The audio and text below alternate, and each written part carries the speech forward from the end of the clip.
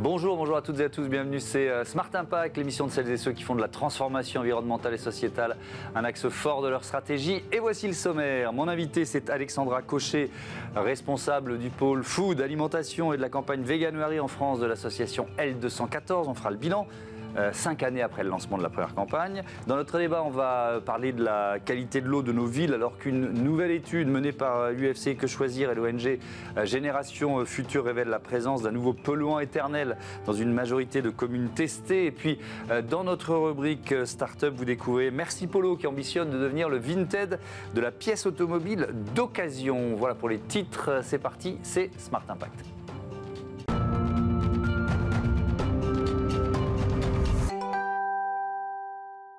L'invité de Smart Impact, c'est Alexandra Cochet. Bonjour. Bonjour. Bienvenue, vous êtes responsable du pôle food, alimentation et de la campagne Veganuary en France de l'association L214. C'est la 5e édition. Quel bilan, quel chiffre vous pouvez nous donner aujourd'hui? Alors c'est la 5e édition, c'est un challenge. Donc Veganuary, c'est la contraction de Vegan et January. Ça nous vient d'Angleterre, ça existe depuis plus de 10 ans là-bas. Et en fait, ça fait 5 ans que L214 le développe en France. On a commencé petit, il y a 5 ans, puisque même le mot vegan, véganisme n'était pas très encore connu, ou en tout cas, on ne savait pas ce que ça voulait dire. Et aujourd'hui, on voit que 5 ans plus tard, on en parle beaucoup. On entend de plus en plus de gens qui participent. Nous, on a vu aussi sur le nombre d'inscrits au challenge qui augmente. Et on le voit aussi avec le nombre d'entreprises participantes, puisque c'est une campagne à la fois individuelle, c'est un challenge qu'on peut relever dans le cadre des bonnes résolutions. Et nous aussi, on va aller mobiliser des entreprises pour qu'elles facilitent ce challenge et qu'elles développent l'alimentation végétale. Il y a 5 ans, on a commencé avec 30 entreprises et là, on a 235 cette année. C'est effectivement un bon élément pour évaluer le progrès. Alors justement, rentrons dans le détail, puisqu'il y a peut-être pas mal d'entrepreneurs ou de cadres qui se disent « Tiens, on pourrait y participer l'année prochaine ».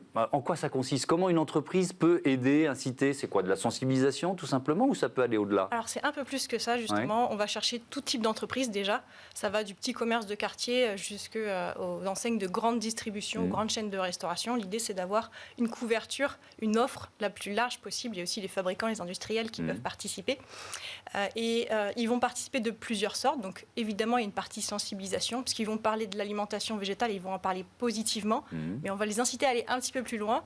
Donc pour les chaînes de restauration, ça va être par exemple proposer un nouveau produit, une nouvelle offre, un nouveau menu. Pour les supermarchés, ça va être faire des promotions, rendre accessible financièrement et visible tous les produits véganes qu'il va y avoir en supermarché. Et ça va se traduire par une sensibilisation globale à cette alimentation végétale, ce dont on a vraiment besoin aujourd'hui. Bon, L214, c'est une association française, mais vous nous le disiez, le Veganuary, ça vient d'Angleterre. Est-ce que c'est plus difficile en France, pays de la bonne chair, de la gastronomie, etc., de convaincre sur ces questions-là? En tout cas, on est un petit peu en retard par rapport à nos voisins européens, notamment l'Angleterre et l'Allemagne, où l'essor est plus dynamique que chez nous, même si on commence vraiment à rattraper notre retard. Là, je regarde du coup les réseaux sociaux et notamment les réseaux sociaux des entreprises sur le fameux réseau social très connu et on voit en fait, on a comptabilisé cette année plus de 400 publications des entreprises. Donc, ils prennent vraiment part à cette dynamique et du coup, on invite vraiment toutes les entreprises à participer. Mais le corollaire de ma question, je m'attendais à ce que vous répondiez ça. On peut bien manger, on peut manger bon, on peut manger très bon, on peut manger gastronomique sans forcément manger de viande? Il y a des chefs étoilés qui ont un restaurant 100% vegan, donc oui, évidemment, c'est compatible. C'est plus un changement de paradigme, on va dire un petit peu, là où on a appris dans notre culture gastronomique à mettre la viande au milieu et les légumes ou légumineuses en accompagnement. L'idée, c'est de changer ce sens et du coup de mettre plutôt le végétal au centre de l'assiette. Et donc, on a des grands chefs qui y arrivent très bien. Et c'est pour ça aussi qu'on va chercher notamment les chaînes de restauration qui vont jouer sur ça, qui vont avoir, là cette semaine, il y a une grande chaîne de fast-food qui a relancé des burgers végétariens, qui va enfin les rendre pérennes, et ils vont jouer sur le plaisir, en fait, c'est le même plaisir, c'est la version carnée ou la version végétale. Effectivement.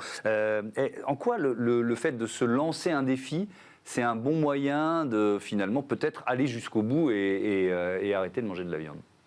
C'est ludique. En plus, on le fait au mois de janvier, donc c'est les bonnes résolutions, c'est un peu le bon moment. On peut le faire seul. Alors, il y en a d'autres. Il y en a d'autres, en effet. Il y a le Dry January aussi. Le Veganuary, je ne regarde personne en disant ça. Le Dry January, il faudrait que je sois à la caméra. D'ailleurs, merci beaucoup. Je connais des gens qui font le Dry January, voilà, c'est ça. C'est pas facile. Mais il a été inspiré du Dry January. Le Veganuary, c'est une déclinaison, en fait, à la base, qui vient aussi d'Angleterre, Dry January. Donc c'est un bon moyen de se lancer. Alors rentrons dans le détail et dans les conséquences. Le fait de moins manger de viande, en quoi ça... Alors ça peut avoir un impact sur la santé et un impact environnemental. Je commence par l'impact environnemental. Pourquoi la consommation de viande, et notamment de viande rouge, ça a un impact sur la planète ? L'élevage est responsable de 14,5% d'émissions de gaz à effet de serre au niveau mondial. Il y a aussi d'autres conséquences sur l'eau, la consommation d'eau et la pollution d'eau. Un exemple très concret en France, les algues vertes en Bretagne. C'est pas un hasard si elles sont en Bretagne, une région où il y a vraiment beaucoup d'élevage intensif de cochons notamment. On va avoir aussi des conséquences sur la déforestation, puisqu'il faut nourrir tous ces animaux d'élevage, et on les nourrit avec quoi? La plupart du temps, des tourteaux de soja qui sont importés du Brésil, et donc déforestation de la forêt amazonienne. Et on a essayé de faire un petit calcul. En un mois, si on participe pendant un mois à manger vegan, quel est l'impact concret sur l'environnement? On va économiser environ 15 bains. On va aussi économiser en termes de CO2 l'équivalent de 1500 km roulés en voiture. Et en termes d'animaux, là je reviens sur l'éthique, sur les animaux, on va épargner environ 30 animaux, un animal par jour quasi, en mangeant végétal. Ça c'est le bilan personnel de chacun d'entre nous s'il décide de se priver de viande pendant un mois. Et sur la santé, est-ce qu'il y a des études suffisamment fiables pour nous dire que le fait de manger moins de viande, ou même plus du tout, ça améliore notre santé ? Alors, on a déjà des études fiables qui montrent que la surconsommation de viande a des conséquences néfastes sur la santé, notamment sur certains cancers ou sur certaines maladies cardiovasculaires. À l'inverse, où l'alimentation végétale va pouvoir être plutôt en prévention de ce type de maladie.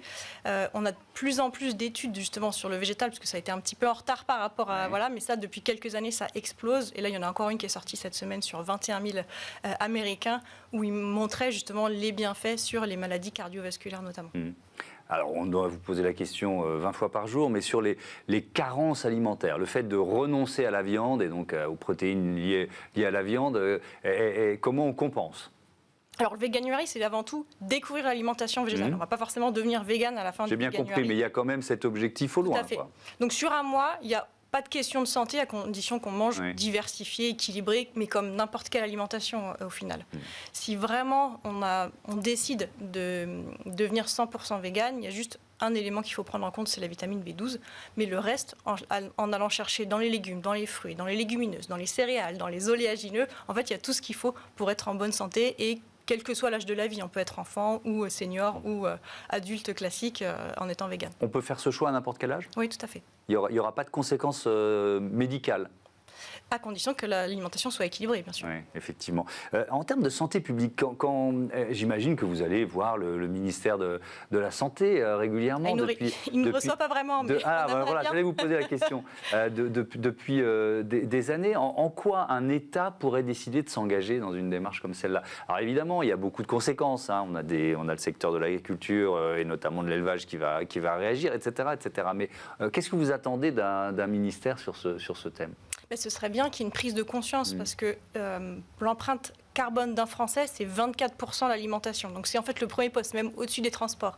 Et on voit qu'il y a beaucoup de politiques qui sont développées sur les transports, sur les achats, sur ces choses-là, mais sur l'alimentation végétale, il n'y a quasi rien, alors que c'est un levier, comme on l'a expliqué, super efficace pour atteindre les accords de Paris ou pour la santé publique, comme on en a parlé aussi. Ouais. Est-ce que L214 a du mal à se faire recevoir par le ministère ? Parce qu'à côté de ça, il y a des actions beaucoup plus spectaculaires, parfois jugées violentes, médiatisées, qui font que l'image de l'association est peut-être un peu, corrosive. Alors, on n'a pas d'action violente. En fait, on montre la violence, ce qui fait que parfois, on est assimilé à ça. Mais on montre la réalité. Vous rentrez par effraction dans des sites, etc. Enfin, vous connaissez les réactions que provoquent les vidéos que vous publiez. On informe, en fait, de la réalité des choses. Donc, si nous, on ne le faisait pas, qui le ferait ? Il faut juste se rappeler d'un chiffre.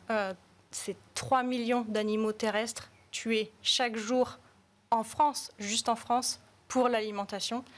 Et on a 8 animaux sur 10 qui proviennent d'élevage intensif, donc d'animaux qui n'ont jamais vu la lumière du jour. Donc c'est sur ça qu'on se concentre principalement, d'où informer avec cette réalité et proposer des solutions avec l'alimentation végétale. Est-ce que, dernière question, vous avez un peu évoqué ça, mais l'industrie agroalimentaire commence vraiment à s'en emparer?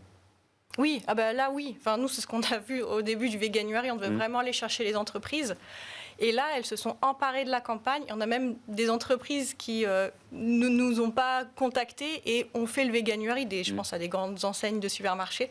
Et du coup, c'est là où on voit que ça prend vraiment chez elles, quoi. Donc ça marche en France, ça marche dans pas mal de pays développés. Mais la planète, j'ai vu les chiffres en préparant l'émission, elle mange de plus en plus de viande.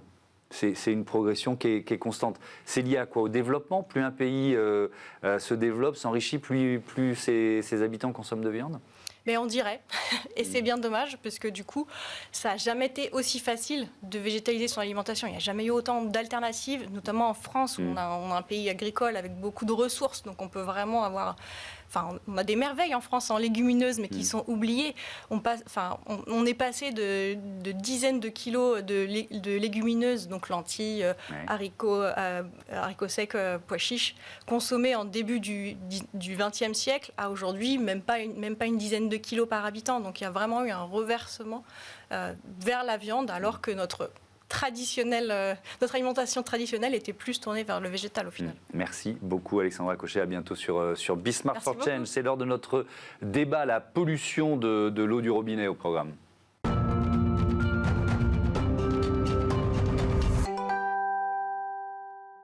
Quelle eau devons-nous choisir? L'eau du robinet, l'eau en bouteille? À force de scandale, on ne sait plus et on va essayer d'y voir plus clair tout de suite avec mes invités. Christophe Lim, bonjour. Bonjour. Bienvenue, vous êtes le président de France Eau Public. Adrien Charles-Nicolas, bonjour. Bonjour. Le fondateur de Pureva. On va présenter France Eau Public en quelques mots, rapidement. France Eau Public, c'est une organisation qui regroupe les grandes collectivités qui sont en gestion publique. On distribue de l'eau à environ 17 millions de citoyens et on pèse environ 12 000 salariés. Ok, donc c'est un maillage important. Pureva, en quelques mots, vous l'avez créé il y a 2 ans, c'est ça, 2023? Exactement, c'est une solution de filtration qui se place directement au bout du robinet et qui permet à l'ensemble de nos clients d'accéder à une eau de qualité au quotidien. Et on rentrera dans le détail des filtrations que vous proposez, parce qu'effectivement, je le disais en préambule, on a un peu l'impression d'aller d'un scandale à l'autre, et moi je me place là comme consommateur, de plus trop savoir quoi boire. J'ai banni l'eau en bouteille depuis longtemps, parce que voilà, pourquoi du plastique alors que l'eau du robinet est de bonne qualité? Sauf que, voilà, régulièrement, je me dis, est-ce que j'ai raison? Dernière alerte pour l'eau du robinet, cette enquête de l'UFC Que Choisir et de l'ONG Génération Future, polluant éternel, appelé TFA pour acide trifluoroacétique, j'y suis arrivé, qui a été retrouvé dans 24 des 30 communes où il a été recherché. Christophe Lim, vous êtes également vice-président, je crois, de Grand Besançon Métropole. Est-ce qu'il y a des communes concernées? Déjà, rentrons dans le détail. Oui, chez nous, on suit ce type de produit-là, alors qu'il n'y a aucune obligation. Il faudra aussi discuter un peu de la réglementation. On a à peu près à la moitié de nos eaux qui sont impactées par les PFAS. Les PFAS, c'est large. Il y en a des milliers. Donc il va falloir savoir de quoi on discute, de quoi on cause, y compris avoir les risques sur un certain nombre de choses. Pour l'instant, nous sommes en dessous des futures réglementations, puisqu'il y a une réglementation européenne qui va arriver en œuvre au 1er janvier 2026, traduit en droit français. Sur Grand Besançon Métropole, nous sommes en dessous des normes, mais ce qui ne nous empêche pas de réfléchir et comment éviter cette pollution. Ça veut dire que, si je vous comprends bien, les PFAS, bon voilà, c'est polluants éternels, ils sont détectés, mais vous n'avez pas d'obligation de tous les détecter, c'est ça? Alors, on a tellement que... Oui. Alors, déjà, les PFAS, il y en a partout. Bien sûr. Alors, ce que je vous propose, c'est d'inviter aussi tous ceux qui produisent des PFAS. D'inviter, parce que vous vous êtes posé la question tout à l'heure de savoir quelle eau vous alliez boire. Posez-vous aussi la question de ce que vous mangez. Bien sûr. Aujourd'hui, l'introduction des polluants à l'intérieur du corps, c'est entre 5 et 10% au niveau de l'eau, c'est 70 à 80% de l'alimentation. Ce qui est un peu bizarre, c'est que depuis quelque temps, on s'occupe que de l'eau. Ce serait bien qu'on s'occupe. Moi, en général, quand j'ai un problème, je prends déjà le plus gros problème. Il me semble qu'il y a certains qui n'ont pas trop envie d'aller titiller un certain nombre de chaînes d'alimentation en ce moment. Donc, ça ne veut pas dire qu'il ne faut pas qu'on s'en occupe, mais ça veut dire qu'il faut qu'on regarde aujourd'hui. Tout le monde doit s'en occuper. Donc, il faut qu'on arrive à déterminer aujourd'hui, vous avez raison, avec les scientifiques, la dangerosité en direct de chaque PFAS, mais aussi sur des effets cocktails. C'est-à-dire qu'on peut avoir de temps en temps aussi des problématiques par rapport à ça. Après, de déterminer d'où ils viennent. Est-ce qu'ils sont récents, plus anciens, et puis surtout éviter d'en continuer à en mettre. Oui, on est bien d'accord. Adrien Charles-Nicolas, quand on parle de polluants éternels, double question, déjà, c'est quoi? Et puis ensuite, les solutions que vous proposez, est-ce que vous pouvez garantir que vous en récupérez la totalité ou en tout cas une grande proportion? Une grande majorité, effectivement. Nous, notre travail, c'est effectivement de proposer une solution qui se place directement au bout du robinet, qui permet de faire une filtration en aval de l'ensemble des travaux qui sont réalisés donc c'est une filtration supplémentaire. Exactement. Et en fait, ça permet de réduire la grande majorité des polluants que l'on retrouve dans l'eau du robinet, en particulier les PFAS. Et nous, on a travaillé avec des laboratoires justement pour prouver cette efficacité sur un certain nombre de polluants. Alors c'est toujours compliqué de faire un test sur l'ensemble des polluants que l'on peut retrouver. On en a parlé, il faudrait avoir une liste qui est un peu illimitée. Donc nous, notre travail, effectivement, c'est au fur et à mesure des actualités, comme on en a eu récemment, c'est de faire évoluer notre produit, de faire évoluer nos tests et de garantir cette qualité. Ça marche comment? C'est quel type de filtre? Alors, c'est un filtre du coup qui est en acier inoxydable qui se place directement au bout du robinet. Et à l'intérieur de ce filtre, on a une cartouche en céramique diatomée. Avec une finesse de filtration de 0,1 micron. Et à l'intérieur de ce dôme, on a un bâton de charbon actif qui est effectivement une technologie de filtration qui est reconnue par les scientifiques et reconnue aussi pour son efficacité sur les PFAS en particulier. Ouais, pour que ça marche, il faut les changer régulièrement. C'est ça. Ce que les consommateurs oublient parfois. Et c'est ça la difficulté entre guillemets de la filtration à domicile. Il faut penser à changer sa cartouche régulièrement. C'est d'ailleurs pour ça qu'on propose des renouvellements automatiques qui sont envoyés. Donc les cartouches sont envoyées directement à la maison de nos clients. Ouais, Christophe Lim, comment vous pouvez rassurer le consommateur d'eau du robinet que je suis sur la qualité de l'eau des villes? Mais parce qu'on est contrôlé, c'est le produit alimentaire qui est le plus contrôlé en France. Je fais la parallèle avec ce que je disais tout à l'heure. Pour vous donner un ordre d'idée, durant toute votre vie, vous allez boire à peu près 50 mètres cubes d'eau. Aujourd'hui, en termes d'impact, 50 mètres cubes d'eau, c'est à peu près 100 grammes de brocoli quand vous les mangez. Donc on s'occupe des 100 grammes de brocoli, on s'occupe des 50 mètres cubes. Donc ça veut dire que quelque part, y compris ce que vous proposez aujourd'hui, c'est de savoir qui c'est qui va payer. Pour l'instant, vous faites a priori payer l'usager. Alors moi j'ai regardé un petit peu votre site. De tête, vous êtes à peu près à 280 € par an pour une famille de 4 ou 5 personnes. Un peu moins, mais bon, voilà. On est dans ces eaux-là. Nous, on a une facture à 400 €. Donc, pour un usager moyen, c'est une augmentation de 70% de la facture d'eau pour pouvoir consommer de l'eau dite propre. 280 € par an, il y a un certain nombre de personnes qui ne peuvent pas se le payer. Tout à fait. C'est le tiers d'un minimum vieillesse mensuel.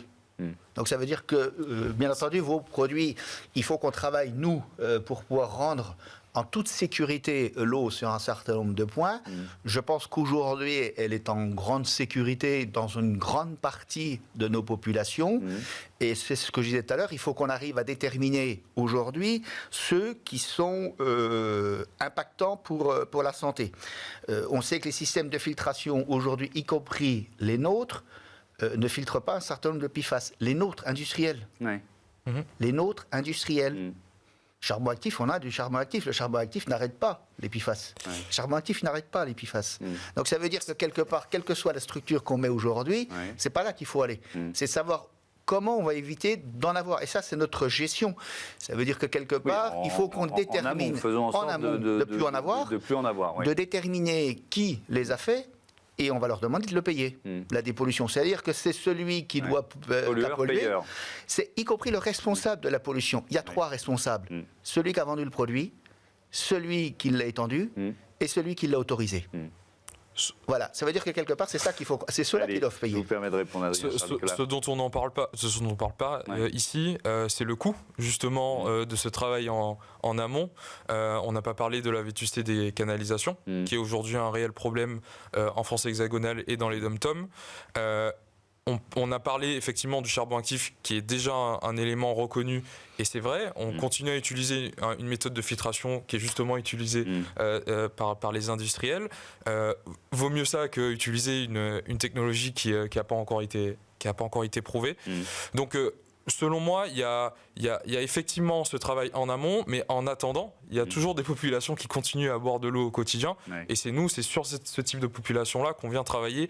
On ne peut pas juste leur dire d'attendre, on va faire les travaux. Ça coûte de l'argent, ça prend du temps.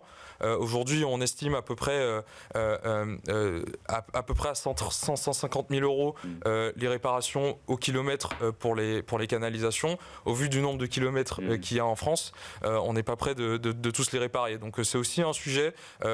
Proposer des solutions en amont, on est bien d'accord, et ça a tout son intérêt, mais il faut aussi protéger la population aujourd'hui qui consomme. Ça pose une question de priorité d'utilisation de l'argent public dans une période où la France travaille sur sa dette et où cette dette s'élève à 3 300 milliards si je ne me trompe.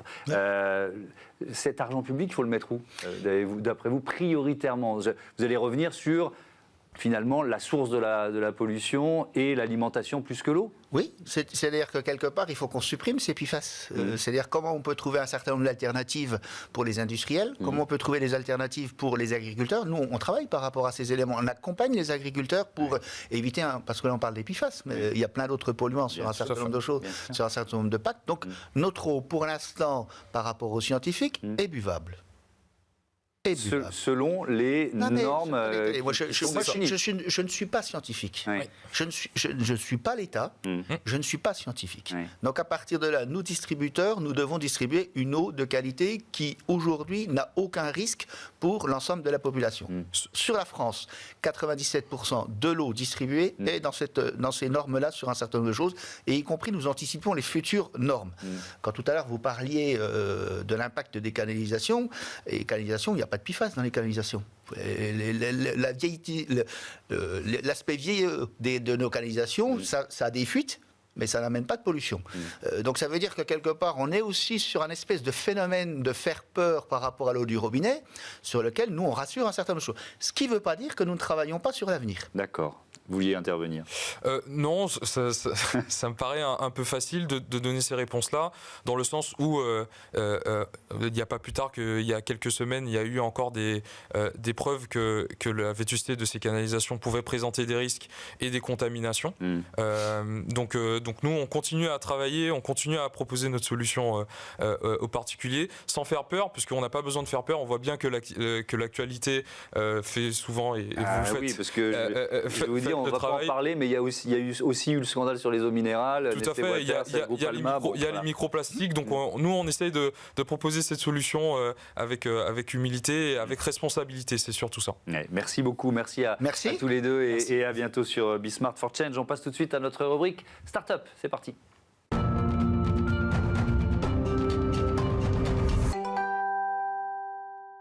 Smart Ideas avec Nicolas Ziegler, bonjour. Bonjour. Bienvenue, vous êtes le cofondateur de Merci Polo, vous l'avez créé avec Quentin Joliet et Alexis Smadja. C'est quoi le principe, l'idée de Merci Polo ? L'idée, c'est de rendre accessible à tous les pièces détachées d'occasion pour son automobile. Aujourd'hui, on fait le constat que c'est un marché qui est réservé à un public d'initiés. La plupart du temps, quand on a un problème avec une pièce sur sa carrosserie ou en mécanique, le réflexe est d'aller dans son garage qui, la plupart du temps, va proposer des pièces neuves. Pourtant, ce n'est pas forcément ce qu'on va recommander, notamment d'un point de vue pouvoir d'achat. Et comment est-ce qu'on fait quand on veut faire baisser la facture ? Est-ce qu'on va soi-même dans une casse auto ? Pas tout le monde n'est suffisamment armé pour faire ça. Et aller sur les plateformes traditionnelles de seconde main, c'est pas non plus un gage de sécurité là-dessus. Donc c'est ce que vous proposez, c'est quoi ? C'est une appli, c'est une plateforme, c'est un site internet ? Comment ça fonctionne ? C'est un site. C'est un site, ouais. Mercipolo.com et on demande 3 informations, l'intitulé ou la référence, l'immatriculation et le 06. Et à partir de là, ça suffit. Merci Polo, son algo et son équipe prennent le relais et on s'engage à revenir vers vous en moins de 24 heures avec la proposition de la meilleure pièce au meilleur prix. Et pour ça, on va s'occuper de sourcer auprès de vendeurs pro la meilleure pièce. Et alors ensuite, elle est alors en fonction, j'imagine, de la taille de la pièce, mais elle est livrée dans le garage où on va faire la réparation, par exemple. Comment ça fonctionne? Elle est livrée à l'adresse de votre choix. Ça peut être chez vous si vous avez des aptitudes pour changer un rétroviseur, par exemple. Et évidemment, on est en capacité de les livrer directement chez son carrossier ou son garagiste. C'est bon pour le portefeuille. On l'a compris, vous nous direz quelles économies on peut faire. C'est bon aussi pour la planète, évidemment. Bien sûr, nous on est vraiment défenseurs de cette idée qu'un véhicule qui roule et qui est bien entretenu, il n'y a aucune raison qu'il parte à la casse. Encore faut-il donner les moyens aux Français de pouvoir se sourcer correctement, facilement et au meilleur prix. Et alors justement, quelle différence de prix entre une pièce, alors ça doit dépendre des pièces, mais une pièce neuve et une pièce d'occasion? Effectivement, ça dépend des pièces, ça dépend de l'ancienneté du véhicule, mais ça peut aller de 30 à 70% d'économie, donc c'est quand même non négligeable. Vous en êtes où aujourd'hui? Alors, merci Polo. L'entreprise, elle a été créée en octobre 2022, il y a une nouvelle, il y a eu un pivot, c'est ça? C'est ça. Au départ, on était sur la seconde main avec plusieurs verticales, on va dire, et on s'est spécialisé sur la pièce auto parce que c'est là qu'on avait le plus de demandes et qu'on avait vu qu'on avait le plus de potentiel.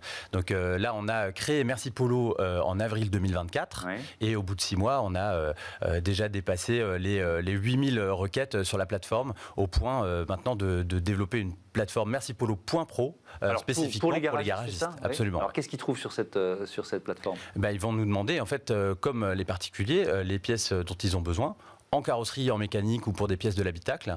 Et là, pour les pros, on s'engage même à avoir une réponse encore plus rapide avec un engagement de réponse sous moins de 12 heures ouvrées. Est-ce que ça leur permet aussi, est-ce qu'il y a des obligations légales? C'est-à-dire qu'est-ce qu'un garagiste, il doit forcément proposer des pièces d'occasion? Dans quelle proportion?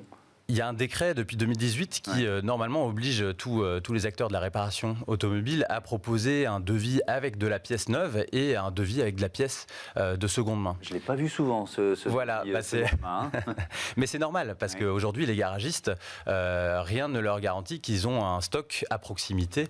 Donc dans le meilleur des cas, ils vont pouvoir passer un coup de fil à la casse du coin, ceux qu'ils connaissent, mais si la casse n'a pas la pièce en stock, c'est là où on va être très vite limité. Est-ce que vous passer des partenariats, ou est-ce que c'est votre objectif, avec des enseignes spécifiques, c'est-à-dire une grande marque automobile pour que tous les garages fassent cette démarche, ou est-ce que c'est plutôt des, entre guillemets, petits garagistes? Aujourd'hui, nous, en fait, notre principe, c'est vraiment de pouvoir scanner l'intégralité des stocks en France et en Europe pour pouvoir proposer la meilleure pièce. Après, de façon opportuniste, on va travailler avec certains partenaires pour des pièces très pointues. On va privilégier plutôt du reconditionnement à neuf plutôt que de la seconde main. Et là, effectivement, on travaillera avec des partenaires ciblés. Merci beaucoup Nicolas Ziegler, bon vent à Merci Polo et donc cette nouvelle offre Merci Polo Pro. Voilà, c'est la fin de ce numéro de Smart Impact. Je voudrais remercier celles et ceux qui m'accompagnent au quotidien, Alexis Mathieu, Marie Billa pour la programmation et la production de l'émission, assistée de Juliette Mlierina, Xavier Sanchez le réalisateur, Héloïse Merlin au son, et merci à vous, à toutes et à tous, de votre fidélité à Be Smart for Change, la chaîne des audacieuses et les audacieux. Salut!